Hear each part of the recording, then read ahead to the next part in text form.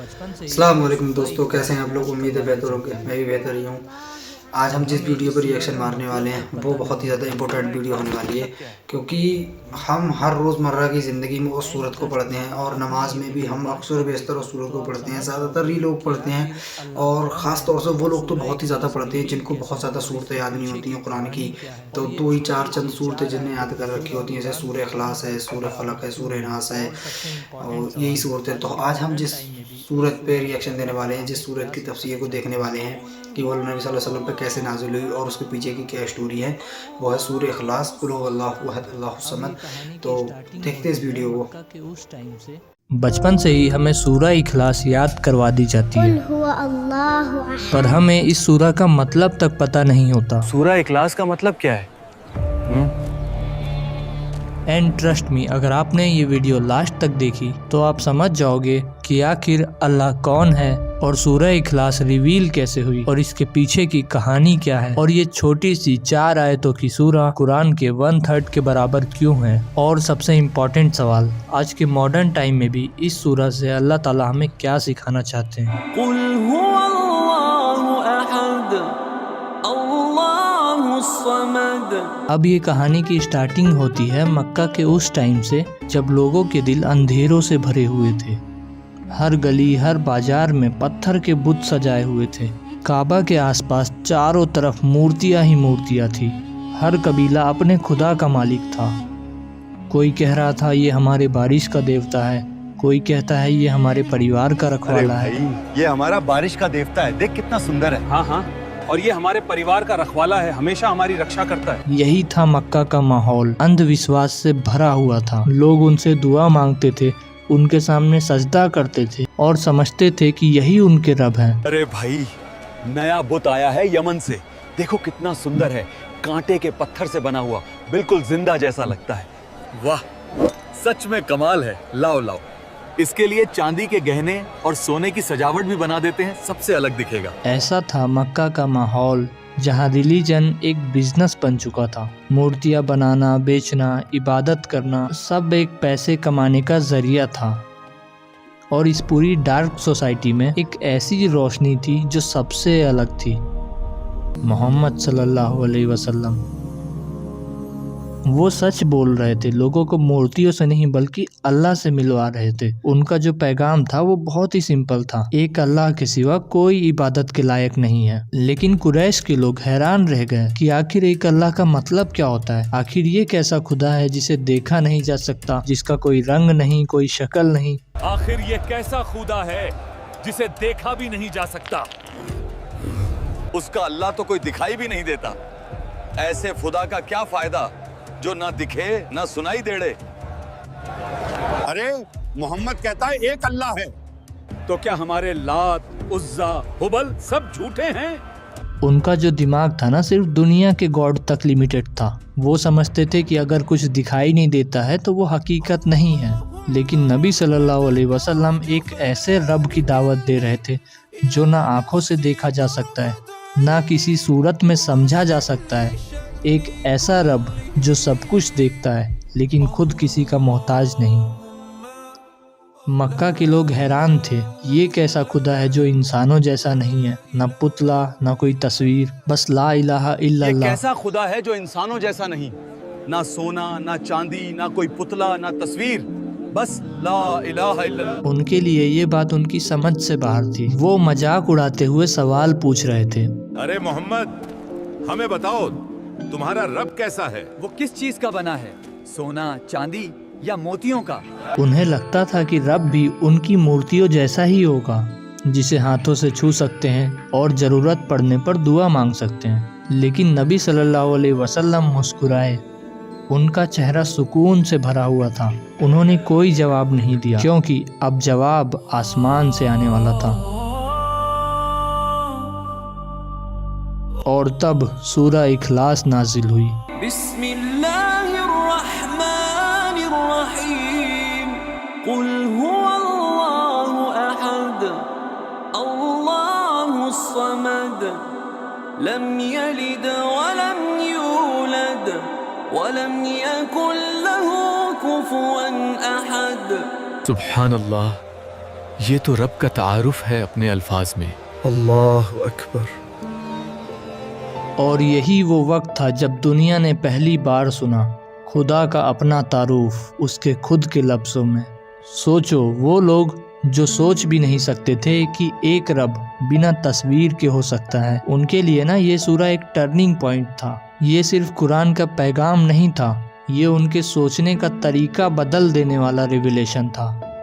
اور اب یہ کہانی صرف مکہ کی نہیں رہی، یہ کہانی بن گئی ہے ہر اس انسان کی جو رب کو سمجھنا چاہتا ہے، ہر اس دل کی جو پوچھتا ہے کہ آخر کون ہے اللہ۔ اور اس کا جواب قرآن کی اس سورہ میں ہے۔ آئیے اب اس سورہ کو آسان طریقے سے سمجھتے ہیں۔ قل هو اللہ احد، یعنی کہہ دو کہ اللہ صرف ایک ہے، نہ اس کا کوئی پارٹنر ہے، نہ کوئی ایکول، نہ کوئی اس کے جیسا، نہ کوئی اس کے برابر ہے۔ اب سوچو ذرا، مکہ والوں کے لیے یہ بات سمجھنا کتنا مشکل تھا۔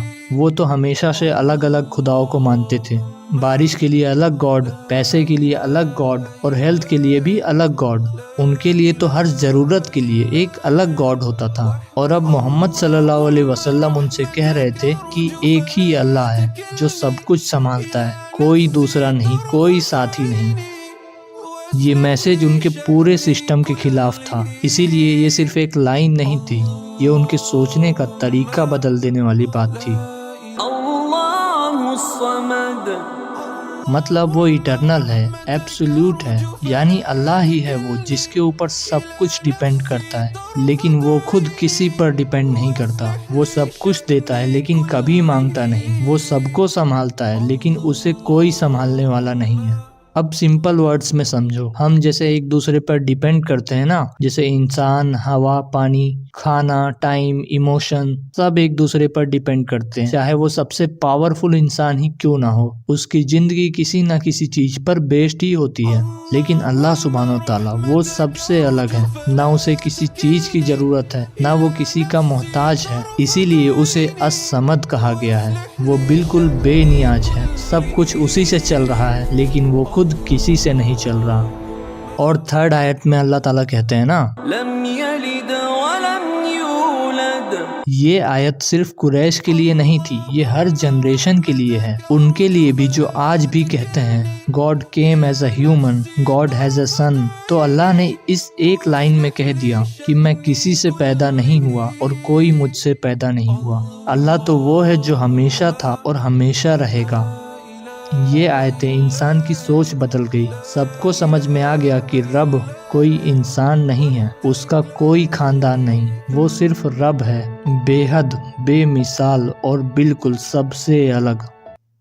اب جو یہ لاسٹ آیت کہتی ہے نا، ولم یکن له کفوا احد، There is no one equal to him، کوئی اس کے برابر نہیں، کوئی اس کا مقابلہ نہیں، کوئی اس کی مثال نہیں۔ اب یہ سورہ ہر اس انسان سے کہتی ہے تمہارا رب ان سب سے الگ ہے جن کے پیچھے تم بھاگتے ہو، اس رب کے جیسا پورے جہان میں کوئی بھی نہیں۔ اب ذرا سوچ کے دیکھو، ایک سورہ جس میں صرف 4 آیتیں ہیں، انہی 4 آیتوں میں ہے قرآن کا مین میسج، کیونکہ نبی صلی اللہ علیہ وسلم نے فرمایا سورہ اخلاص equal to 1/3 آف دا قرآن۔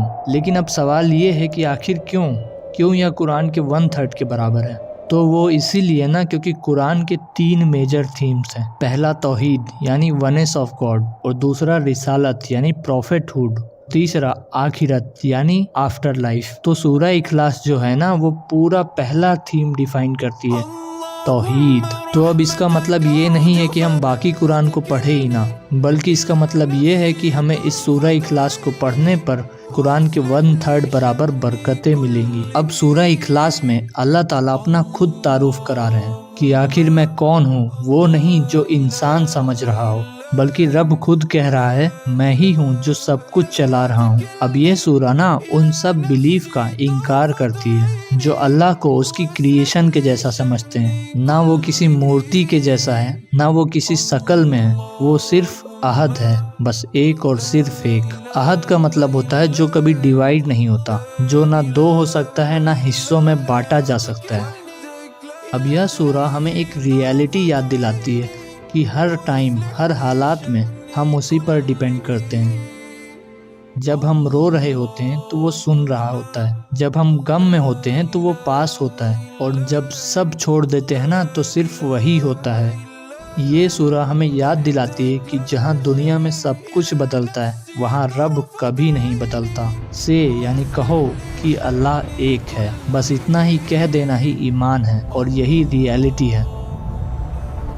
सूरह इखलास ने हमें बताया कि अल्लाह सिर्फ एक है, ना उसका कोई पार्टनर ना। भाई सच में ये सूरह इखलास हमें सिखाती है कि सिर्फ एक ही अल्लाह है। हाँ, और वही सब कुछ संभालता है, हमें हर हाल में साथ देता है। मैंने सोचा नहीं था कि सिर्फ 4 आयत इतनी बड़ी बात बता देंगी। सच में आज के टाइम में भी ये हमें रिमाइंड कराती हैं कि भरोसा केवल अल्लाह पर होना चाहिए। Sometimes it feels like we have lost everything, but then I remember He is still there. अगर आपने कुछ नया सीखा तो इस वीडियो को शेयर जरूर करना और कमेंट में बताओ कि नेक्स्ट डॉक्यूमेंट्री किस सूरह पे होना चाहिए। और हाँ, अगर आपने अबुल हैब वाली डॉक्यूमेंट्री नहीं देखी तो वो जरूर से देखो, मैं आपसे वहीं मिलूंगा। दोस्तों ये थी सूरह इखलास की पूरी स्टोरी की कैसे नाज़िल हुई और उसके पूछे की स्टोरी क्या थी। और इसी तरीके की वीडियो देखने के लिए हमारे चैनल को सब्सक्राइब करें, वीडियो को लाइक शेयर कमेंट करें। मिलते हैं नेक्स्ट वीडियो में, तब तक के लिए अल्लाह हाफिज़।